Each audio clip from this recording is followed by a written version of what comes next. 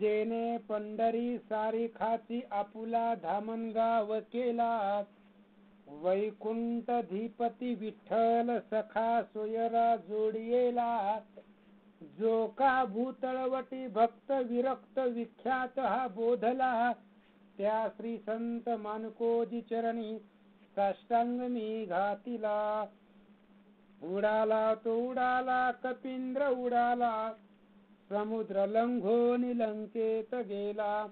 लंकेत जाऊन विचार केला. नमस्कार माझा त्या मारुतीला. आता जैसा आहे तैसिया. नमो तुझ श्रीराम राया. तुझे कृपे रघुवर्या. स्तुते वदावया सामर्थ्य. वाच महाराज. श्री गणेशाय. आता ते उगत होतं बरं का, मला सेवा द्यायला लावली मॅच वाचायचं. श्री गणेश. हा रामकृष्ण हरी. श्री गणेशाय नमः. श्री प्रभू रामचंद्राय नमः.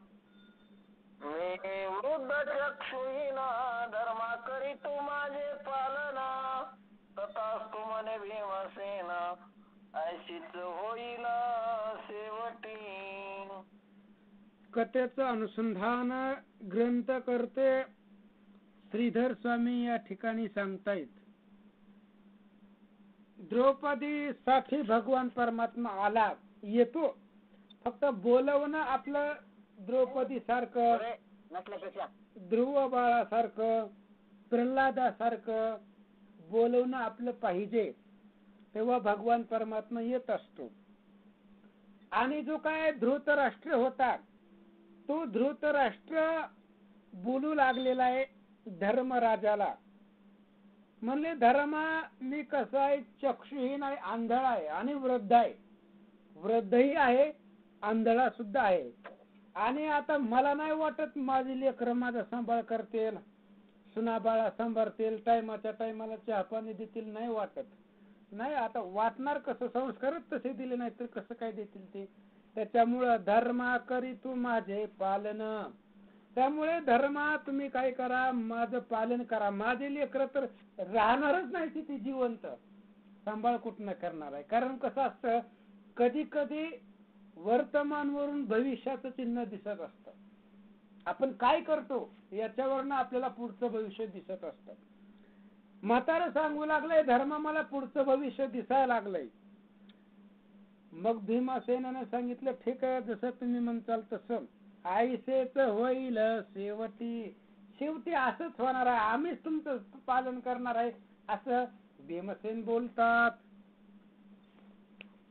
द्रौपदीच्या माता असता केवनी दूत राष्ट्र बोलत माये तू कुलतारक यथार्थ दुर्जनी कष्ट दिले तुटे. आणि त्यावेळेस द्रौपदीच्या डोक्यावरती हात ठेवून बोलू लागलेला आहे. धृतराष्ट्र सांगू लागलेला आहे कुलतारक आहे द्रौपदी, माय आहे तू माय, सत्य पतिव्रता आहे, पतिव्रतेचं सामर्थ्य तुझ्यापाशी आहे. म्हणून त्या ठिकाणी बोलू लागलेला आहे. जे काही दुष्ट लोक आहेत, वाईट प्रवृत्तीची लोक आहेत, ही लोक कोणी नाहीये, माझीच पोरं होती आणि त्यांनी तुला त्रास दिलेला आहे. त्याच्यामुळं दुर्जनाने खूप तुला त्रास दिलेला आहे. कारण तू आई आहे, भवानी आहे, ह्या सगळ्या कुळाला तारून नेण्याचं सामर्थ्य तुझ्यापाशी आहे. धृतराष्ट्र सांगू लागला इच्छा असेल जे मनात ते तू माग पुरविन सत्य. येरी मने पांडव मुक्त पणी जिंकिले ते करावे. आणि धृतराष्ट्राने विचारलं द्रौपदीला काय तुझ्या मनामध्ये इच्छा असेल तर माग, सत्य पुरवणार. मी जे बोलतोय किंवा तुझ्या मनामध्ये जे अपेक्षित आहे तुला जे जे पाहिजे ते ते माग. असं विचारल्यानंतर ना द्रौपदीने सांगितलं मला काही नको, न लगे मुक्ती धन संपदा, काही सुद्धा नको. जे काही पांडव बंधनामध्ये आहेत, बांधलेले आहेत, जेवढं पांडव हारलेले आहेत त्या कपट दूतामध्ये, त्या पांडवांना निर्मुक्त करा, त्यांना बंधनामधून बाजूला करा, असं द्रौपदी मागू लागले. शस्त्रे वस्त्रे राज्य रथा, देवनी बोळवावे इंद्र प्रस्ताव, दासन म्हणावे आता, इतुकेची ताता देई दे. आणि द्रौपदीने सांगितलं, तात जर तुम्हाला द्यायचंच असेल, तुम्ही जर माझ्यावरती प्रसन्न असाल, तर आता ह्या असणाऱ्या कपट दूतामध्ये, ह्या डावामध्ये पांडव जे जे हारलेले आहेत, शस्त्र वस्त्र राज्य आणि रथ, हे पांडवांना द्या आणि त्यांची इंद्रप्रस्थाला बोळवण करा, त्यांना पाठवा. आणि इथून पुढे दासन म्हणावे आता, पांडवांना दास म्हणू नका, एवढंच माझं मागणं आहे, एवढंच मला द्या. द्रौपदी सांगते, ते तत्कालीची केले मुक्त, उपहासुनी कर्णा हसता,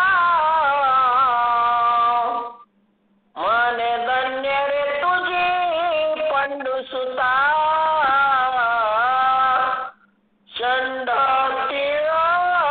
संसारी. ज्यावेळेस द्रौपदीनं मागितलं, त्यावेळेस लगेच धृतराष्ट्रानं मुक्त केले. तात्काळची वेळ लावला नाही, लगेच मुक्त करून टाकलं. त्यावेळेस कर्ण सभेमध्ये होता. पांडवांचा उपहास कर्ण करू लागला, त्यांच्याकडे बघून हसू लागला आणि सांगू लागला, धन्य धन्य आहेत तुम्ही, पंडुराजाचे सुपुत्र आहेत. अरे या संसारामध्ये षंड 3 आहेत, तुमच्यामध्ये पुरुषार्थ नाही, ताकद नाही, असं उपहासानं सभेमध्ये कर्ण बोलू लागला.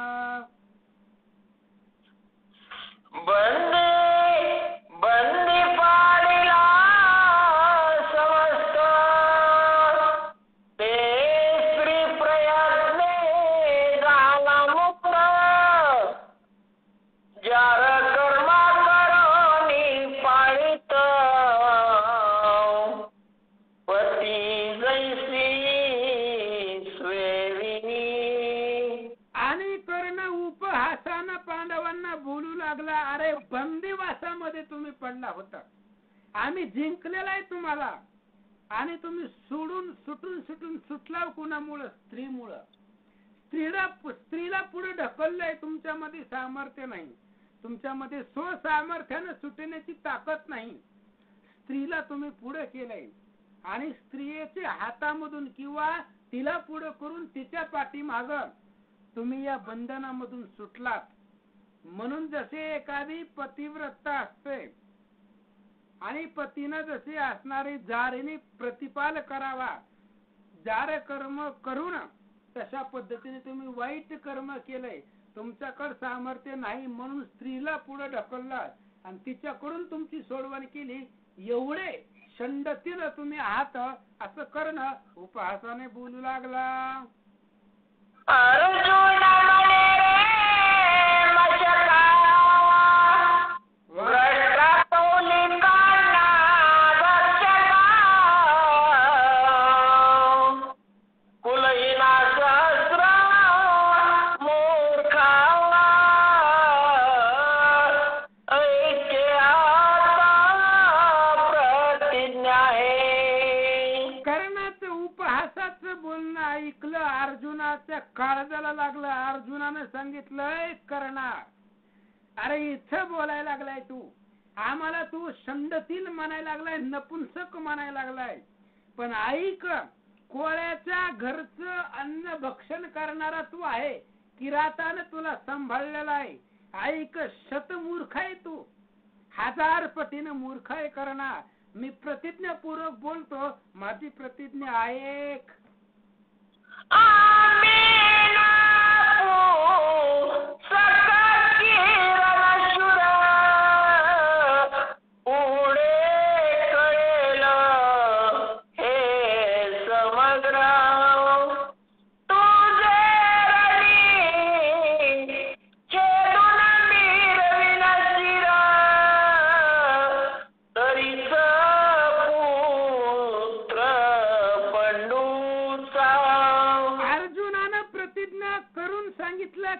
आज तू मला नपुंसक म्हणतोय, पण आम्ही नपुंसक की रणशूर? अरे आम्ही नपुंसक आहेत का ताकदवान आहेत, प्रतापी आहेत तुला आता नाही, पुढे युद्धाच्या टाइमाला सम्रांगणावरती रणभूमीवरती तुला आमची ताकद दाखवू, पुढे कळेल हे समग्र. आम्ही नपुंसक आहेत की आमच्याकडे ताकद आहे तुला पुढे कळेल. रणांगणामध्ये करणार जर तुझं मुंडकं धाडाचं वेगळं नाही केलं तर माझं नाव अर्जुन आहे, मला अर्जुन म्हणतात. ही प्रतिज्ञा पूर्वक बोलतो. आणि तुझं जर मुंडकं मी धाडाचं वेगळं केला, उडवला, तरीच पंडूराजाचा मी मुलगा आहे असं अर्जुन बोलतात.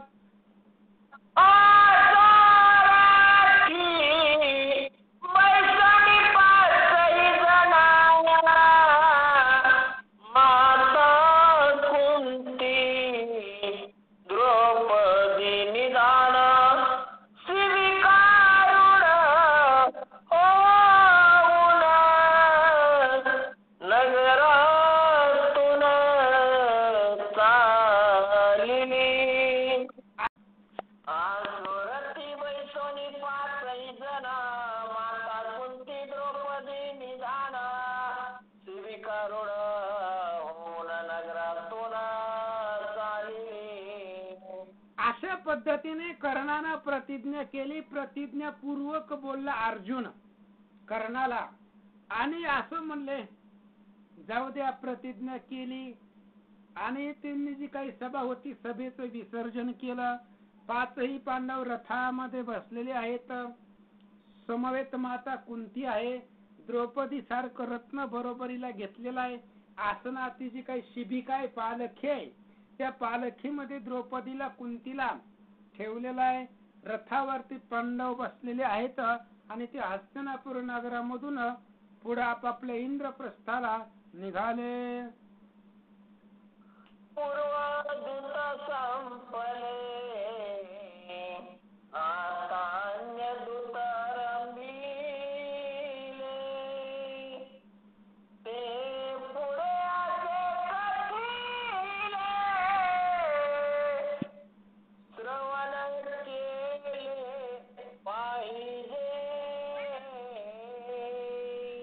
आणि श्रीधर स्वामी या ठिकाणी सांगतायत पूर्वद्यूत संपलेला आहे.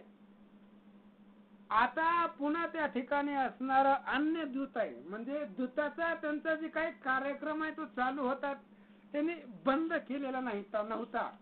असं म्हणले आता पुढचं जे काही कथा भाग आहे, कथेचं अनुसंधान आहे, ते श्रवण केले पाहिजे, ऐकलं पाहिजे. हो तुम्ही, आम्ही सांगायला तयार आहे, तुम्ही ऐकलं पाहिजे. कारण ही कथा आहे, भगवंताचं चरित्र आहे आणि याच्यामध्ये मानवी जीवनाचा उद्धार आहे. मांजराला काही कळतंय का?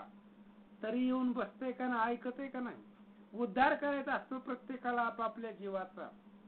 म्हणून मानवी जीवन श्रेष्ठ आहे, म्हणून श्रवण केले पाहिजे. ही कथा भगवंताची आहे.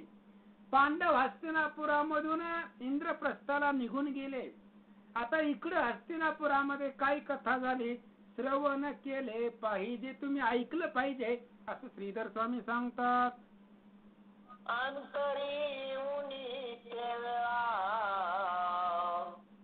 श्रीरंग सकाळी भेटला, दावणी द्रौपदी वेलाळा, मिठी गळा घालीत. आणि त्यावेळेस आतमध्ये आले द्रौपदी आणि श्रीकृष्ण, 5 पांडव, कुंती. आपापल्या शिबिरामध्ये आल्यानंतर ना भगवान श्रीकृष्ण आले. सगळ्यांना भेटले श्रीकृष्ण. सगळ्यांना भेटल्याबरोबर द्रौपदी धावत धावत गेली श्रीकृष्णाच्या जवळ आणि डायरेक्ट भगवान श्रीकृष्णाच्या गळ्याला द्रौपदीने मिठी मारली, रडू लागली आणि रडण्याच्या स्वरामध्ये द्रौपदी देवाला काय सांगते ऐका. नायनोदते करुणा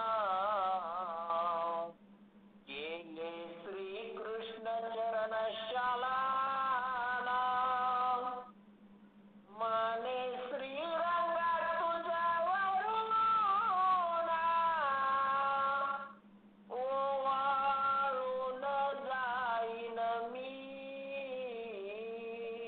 द्रौपदीला दुःख अनावर झालं, आनंद अश्रू येते. ते आनंद अश्रूनं द्रौपदीच्या डोळ्यामधून जे पाणी निघालं ते असणारं भगवंताच्या पायावरती पडलं गेलं.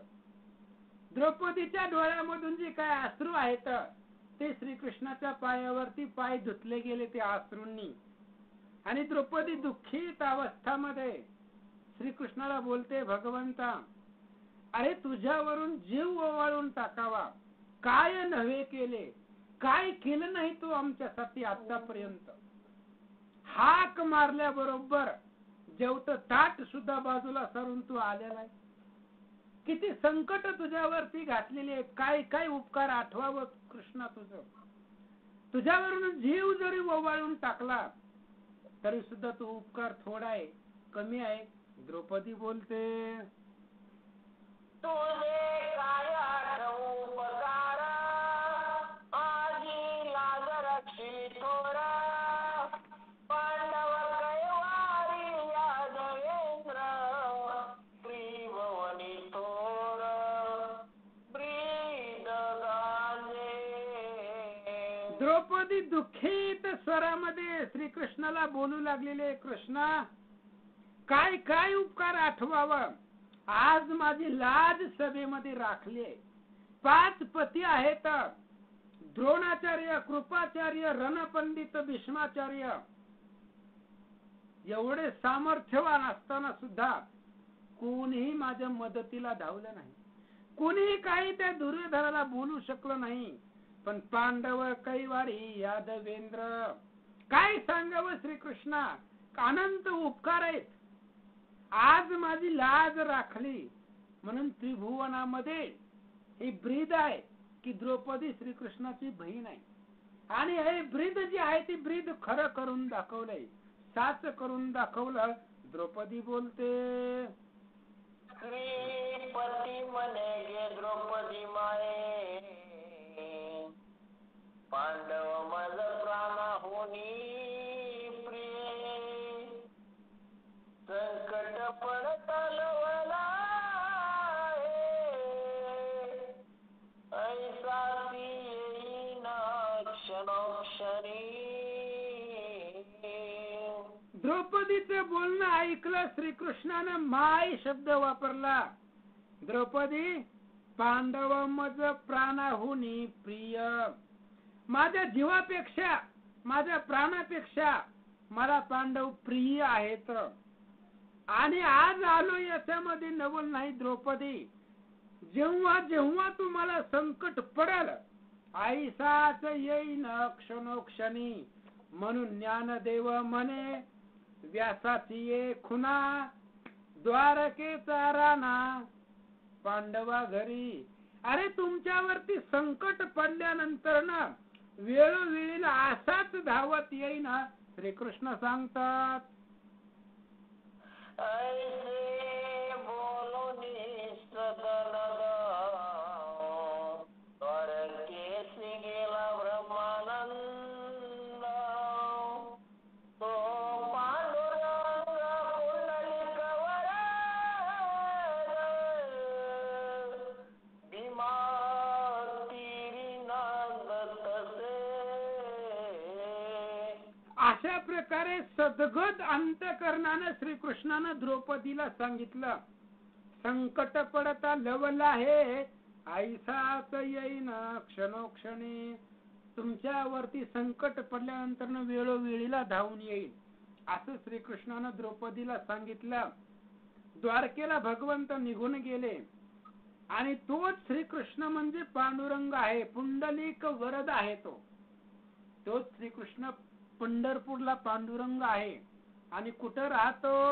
भीमातिरी नांदतसे. आमुचे कुळीचे कुलदैवत पंढरपुरी रुक्मिणी कांत. तयासी नमिता त्वरित विबुध समस्त सुखी होती. आमच्या कुळाचं कुलदैवत कुठं आहे? तर पंढरपूर मध्ये आहे. भीमेच्या तीरावर भीमा तीरावरती तो नांदतोय, राहतोय. आणि तोच श्रीकृष्ण, तोच पांडुरंग आहे. ऐका, ब्रह्मानंद पांडुरंगा श्रीधर हृदय कल्लार भृंगा आदिपुरुषा दिगंबरा विनाश. आणि ब्रह्मानंद पांडुरंग आहे. पांडुरंग कसा आहे? ब्रह्मानंद आहे. अहो, पंढरपूरच्या त्या पांडुरंगाच्या पायावरती जर डोकं ठेवलं तर किती आनंद आहे, ब्रह्मानंद आहे. त्या आनंदासाठी आज लोक निघालेले आहेत. काही देहूवरून निघाली, काही आळंदीवरून निघाली. कशासाठी निघाली? ब्रह्म आनंद आहे तो. पंढरीच्या वारीमध्ये, पंढरपूरच्या वारीमध्ये जाण्यासाठी मिळणारा जो आनंद आहे तो ब्रह्मानंद आहे. आणि तो ब्रह्म आनंद म्हणजेच पांडुरंग परमात्मा आहे. आदि पुरुष आहे तो भगवान परमात्मा, परम पुरुष आहे तो. आणि असा असणारा भगवान परमात्मा अव्यंग आहे, अविनाश आहे तो. भगवान परमात्मा अविनाश आहे, त्याच्यापासूनच सकल सृष्टी आहे. आणि ते असणारा भगवान परमात्मा त्या भगवंताच्या कृपेनं, हे जी काही कथा आहे, हे असणारी कथा त्यांच्या कृपेनं, त्यांच्या सामर्थ्यानं त्यांना बोलवलं म्हणून त्या ठिकाणी कथा बोलतो. बुद्धी देणारा, चालना देणारा तोच भगवान परमात्मा आहे, असं श्रीधर स्वामी सांगतात.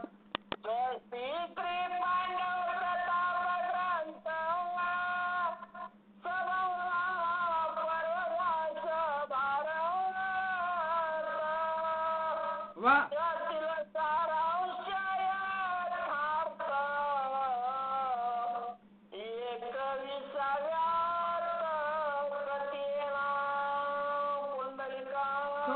विठ्ठल श्री ज्ञानदेव तुकाराम पंढरीनाथ भगवान की जय, मौलाने की जय, जगद्गुरु की जय.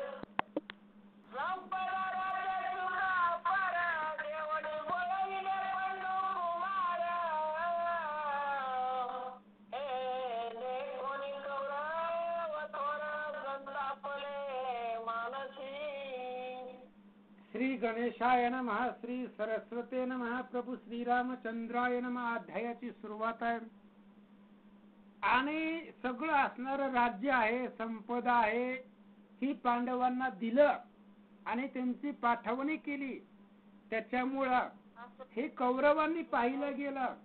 पाहिल्यानंतर ना एवढा राग कौरवांना पांडवांचा आलेला. एकतर ते हारलेत आणि आमच्या असणाऱ्या म्हाताऱ्या बापाला काही कळत नाहीये. द्रौपदी, दोन गोष्टी द्रौपदीने चांगल्या सांगितले की ज्ञानाच्या सांगितले की सगळं देऊन टाकलं आणि त्यांना पाठवलं. याचा राग कौरवांना आला. भयभीत झाले मने सकल दुर्जन मिळवणे, मनसी महासर्प दुःख ओनी, हृदय कंठी आणि कौरव मनामध्ये घाबरले. का घाबरले? अर्जुनानं प्रतिज्ञा केलेली आहे आणि पांडवांकडे सामर्थ्य आहे. कौरवांना माहिती आहे एवढं सामर्थ्य आहे की पांडवाबरोबर युद्धामध्ये कोणीच जिंकू शकत नाही, ही कौरवांना माहिती आहे. त्याच्यामुळं जसा एखादा सर्प चावल्यानंतर न दुखवावा, तशा पद्धतीने सर्पासारखं वैर मनामध्ये त्या ठिकाणी कौरवांनी धरलेलं आहे. तेवढं दुःख त्यांना झालं. ये जैसे उदय केले निश्चित राजे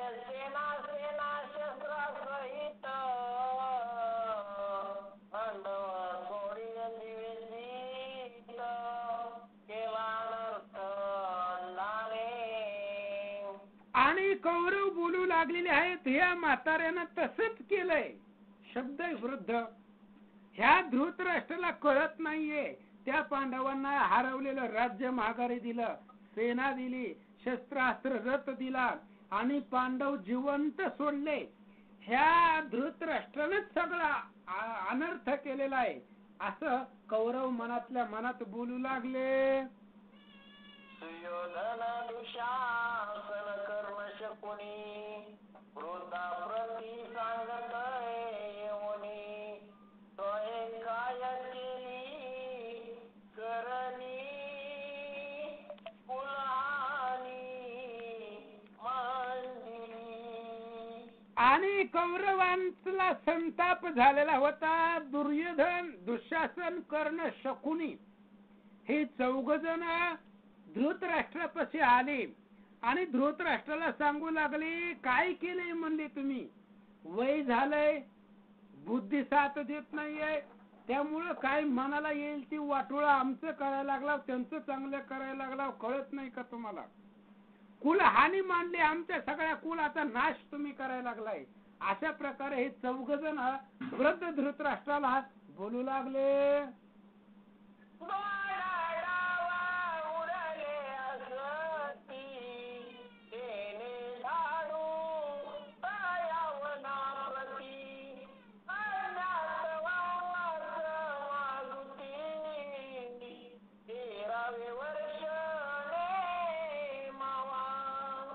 आणि ही असणारी चौघजण दुर्योधन, दुःशासन, कर्ण, शकुनी ही चौघजण धृतराष्ट्राला बोलू लागली. म्हणले तुम्हाला कळत नाही, 2च डाव राहिले होते आणि या 2 डावाला आम्ही असा पण मानलेला होता की 2 डावामध्ये जर ही पांडव हारले असते तर 12 वर्ष वनवास आणि 1 वर्ष अज्ञातवास, ही 13 वर्षाचा टोटल वनवास त्यांना आम्ही नेमला असता, दिला असता. 12 वर्ष प्रगट हिंडा कुठं जायचंय तिथं आणि 1 वर्षाचा अज्ञातवास करायचा. आणि त्या अज्ञातवासाची काय लक्षण आहेत ऐका.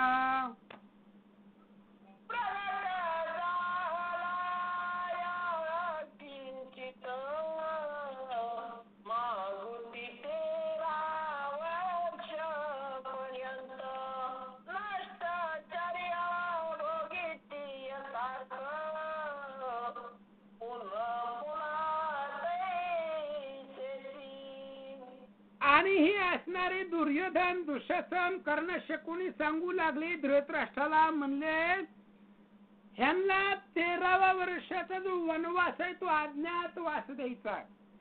1 वर्ष त्यांनी गुप्त राहायचं आणि अज्ञातवासामध्ये जर त्यांना कोणी शोधलं, हुडकले, ते जर कुणाला दिसले, ओळखू आले तर पुन्हा 13 वर्ष वनवास करायचा. पुन्हा पुन्हा पैशाची परत तसं 12 वर्ष त्यांनी प्रगट हिंडायचं आणि 13व्या वर्ष त्यांनी अज्ञातवास करायचा. अज्ञातवासामध्ये जर त्यांना शोधलं गेलं तर पुन्हा 12 वर्षाचा वनवास, पुन्हा अज्ञातवास. असं नियम आम्ही करणार होतो पण तुम्ही निम्यातूनच पाठवलं, असं चौघजण बोलतात.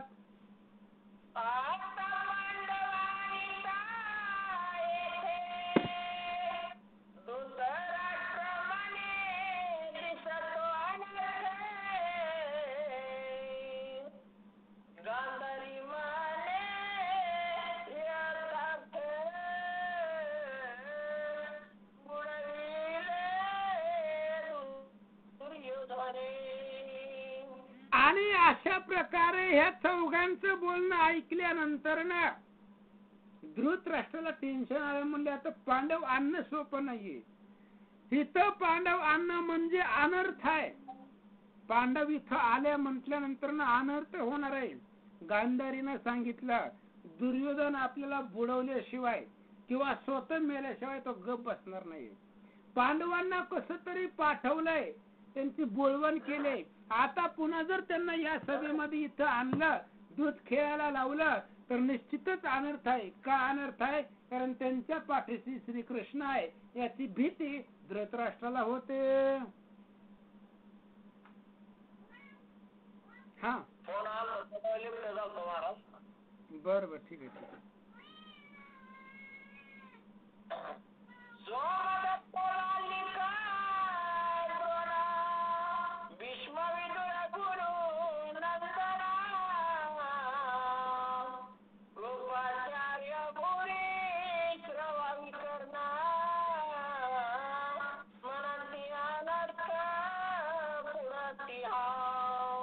ज्यावेळेस हे चौघांनी धृतराष्ट्रापुढे विचार मांडला की पांडवांना इथं आणा आणि राहिलेले जे काही कपट युद्धत आहे त्यांना खेळायला लावा, त्यावेळेस त्या सभेमध्ये काही हुशार होती, ज्ञानी होती. कोण कोण होत? सोमदत्त, बालिक, द्रोण, भीष्म, विदुर, गुरुनंदन, भीष्माचार्य, द्रोणाचार्य, विदुर महाराज, अश्वत्थामा, कृपाचार्य, विकर्ण, भूरिश्रवा हे महान ज्ञानी त्या ठिकाणी सभेमध्ये होते.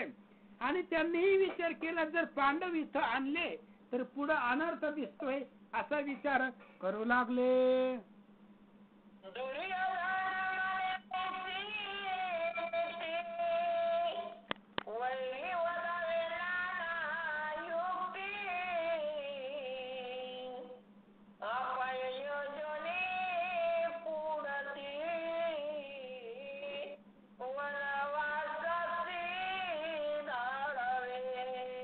दुर्योधनाने विचार केला, म्हणले आता पांडवांना इथं आणायचं म्हणजे आणायचं. बाकी त्यांना कोणी काही म्हणू दे, आम्हाला घेणं देणं नाही. पांडवांनी इथं यायचं, राहिलेला डाव त्यांनी खेळायचा आणि पुन्हा त्यांनी 12 वर्ष वनवासाला जायचं. ही नीती आहे, वैरी मारण्याची ही नीती आहे. असं केलं तर वैऱ्यांना मारावं लागतं, नाना युक्तीनं वैरी वधावे लागतात असं दुर्योधन सभेमध्ये बोलू लागला.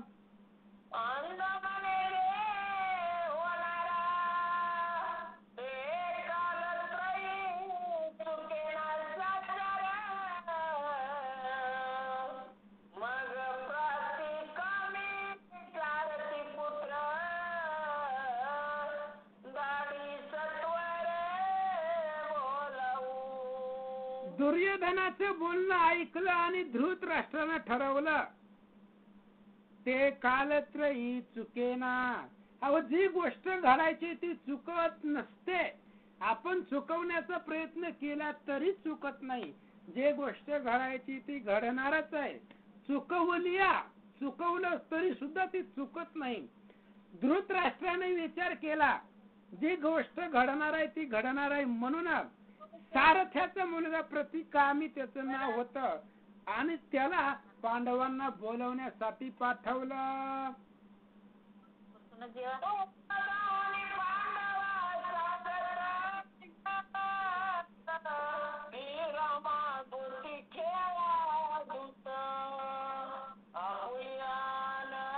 आणि त्यावेळेस लगेच धृतराष्ट्रानं त्या दुर्योधनाला सांगितलं, म्हणलं हे बघा पांडवांना तो असणारा जो काही दूत आहे तो दूत पाठवलेला आहे आणि पांडवांना परत माघारी इथं बोलवून आणा, दूत खेळा.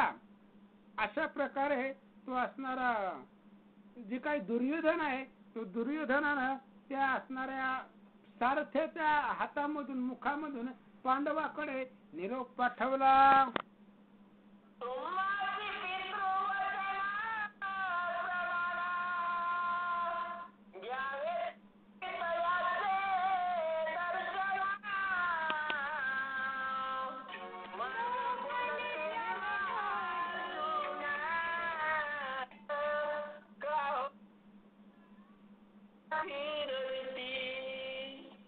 आणि त्यावेळेस लगेचच त्या दूताजवळ दुर्योधन सांगू लागलेला आहे, तुम्हाला पितृवचन प्रमाण आहे, वडिलांचं बोलणं हे तुमच्यासाठी प्रमाण आहे.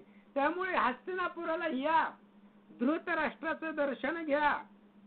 आणि अशा प्रकारे त्या दूताने सांगितल्यानंतर ना भीम आणि अर्जुन बोलू लागले, ही दुर्जन लोक आहेत, हे कर्ण, दुर्योधन, दुःशासन, शकुनी ही वाईट लोक आहेत, आम्हाला परत परत त्या ठिकाणी का बोलवतायत असं भीम अर्जुन सांगतात.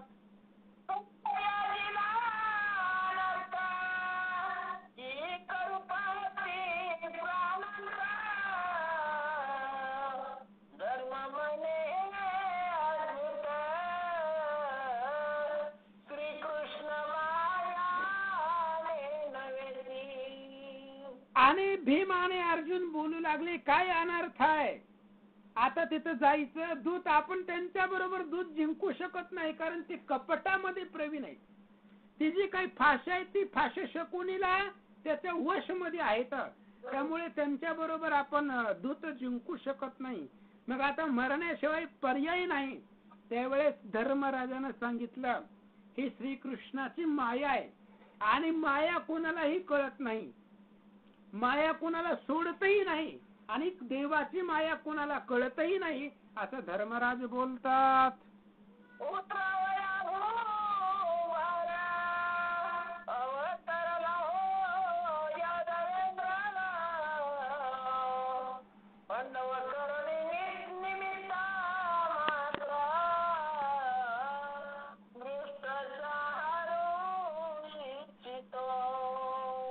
आणि त्यावेळेस धर्मराज बोलू लागलेला आहे, ह्या धरणीचा भार उतरवण्यासाठी अवतरला तो यादवेंद्र. भगवान श्रीकृष्ण अवतरलेले आहेत आणि ते सगळा संहार दुष्टांचा करणार आहेत. पण पुढं कोणाला तरी करावं लागतंय, म्हणून पांडव ही निमित्त ठेवलेलं आहे. पांडवांचं निमित्त करून सगळ्या असणाऱ्या धरणीचा भार उतरवायचा, सगळ्या दुष्टाचा संहार करायचा, हे भगवंताचं कार्य आहे. फक्त पांडवांना पुढे केलेलं आहे आणि कार्य श्रीकृष्ण करणार आहेत, असं धर्मराज बोलतात. श्री ज्ञानदेव तुकाराम पंढरीनाथ.